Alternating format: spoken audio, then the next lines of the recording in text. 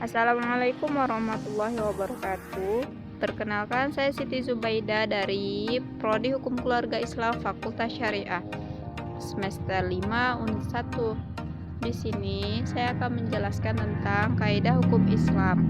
Kaidah hukum Islam terbagi menjadi dua, yaitu kaidah fikih dan kaidah usuliyah. Saya akan menjelaskan tentang kaidah fikih. Kaidah fikih adalah kaidah hukum yang bersifat kuliah, bersifat umum, yang dipetik dan dalil-dalil kuli, dan dari maksud-maksud syarat dalam meletakkan mukallaf di bawah beban dan dari memahamkan rahasia-rahasia tasyrik.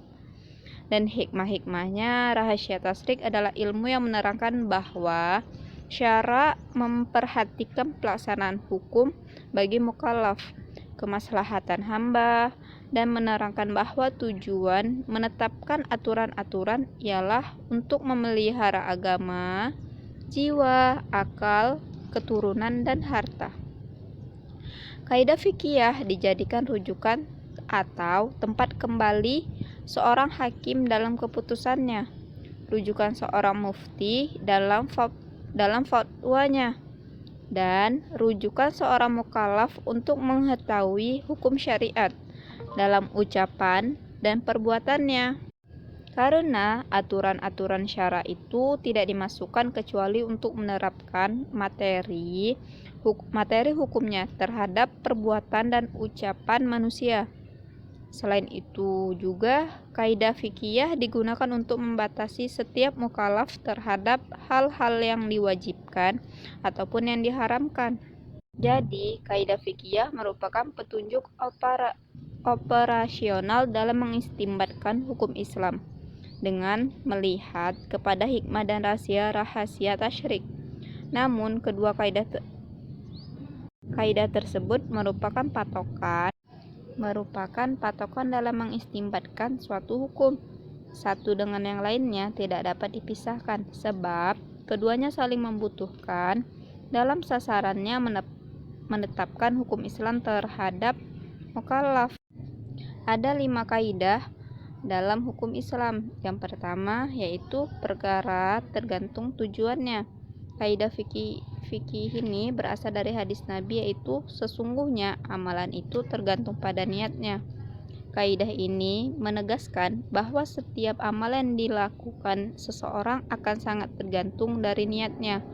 Apakah amalan itu akan diterima oleh Allah atau tidak, tergantung pada keikhlasan niat orang yang beramal. Kaidah ini juga berarti bahwa setiap amalan mubah bisa menjadi ibadah jika dilakukan dengan niat ibadah. Misalnya kegiatan duduk diam di masjid bisa jadi ibadah jika diniatkan untuk iktikaf. Selanjutnya, kaidah ini juga bisa dilakukan untuk membedakan antara perbuatan biasa atau adat dengan ibadah dilihat dari niatnya. Terakhir, suatu ibadah juga bisa dibedakan dengan ibadah lain dengan melihat pada niat yang digunakan. Misalnya untuk membedakan sholat zuhur, asar, dan isya, atau untuk membedakan ibadah puasa Daud, Senin, Kamis, Ayaum, dan lain-lainnya. Yang kedua, keyakinan tidak bisa dihilangkan dengan keraguan. Kaidah kedua ini berasal dari hadis tentang orang yang ragu-ragu apakah dia telah buang angin atau tidak dalam sholatnya. Kemudian Rasulullah bersabda, hendaklah ia tidak membatalkan sholatnya sampai ia mendengar suara atau mendapatkan bau dari buang anginnya. Selain itu, ada pula hadis dari salah satu sahabat, yaitu Abu Sa'id Al-Khudri, di mana Rasulullah SAW bersabda, jika salah seorang kalian ragu-ragu dalam sholatnya dan dia tidak tahu apakah dia sudah sholat 3 atau 4 rakaat, maka hendaklah dia buang keraguannya dan menetapkan hatinya atas apa yang ia yakini. Yang ketiga, kesempitan mendatangkan kemudahan. Kaidah ketiga ini berasal dari firman Allah sebagai dalil, yaitu Allah menginginkan kemudahan buat kalian dan tidak menginginkan kesulitan buat kalian. Maksudnya, apabila terdapat kesulitan dalam suatu hal, maka akan ada kemudahan atas suatu yang sebelumnya. Dengan kaidah ini, maka hadirlah berbagai macam rukhsah atau keringanan dalam beribadah apabila seorang muslim mengalami kesulitan. Misalnya saja keringanan sholat qashar dan tidak berpuasa pada orang yang berada dalam kondisi safar atau sedang melakukan perjalanan, atau keringanan kepada orang yang sedang sakit untuk melakukan sholat dalam posisi duduk atau berbaring, melakukan tayamum bagi orang yang sakit meskipun terdapat air, dan lain sebagainya. Keempat, kemudaratan hendaknya dihilangkan.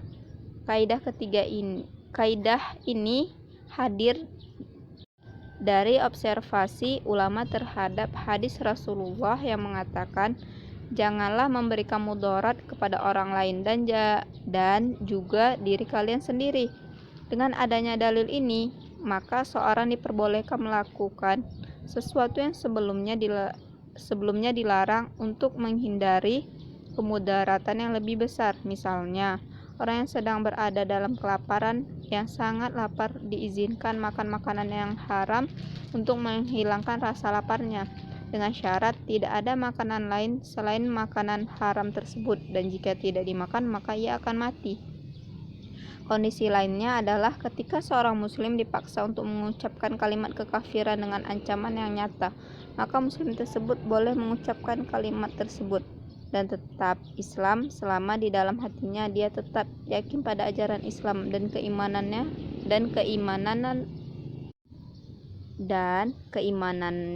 keimanannya tidak berubah.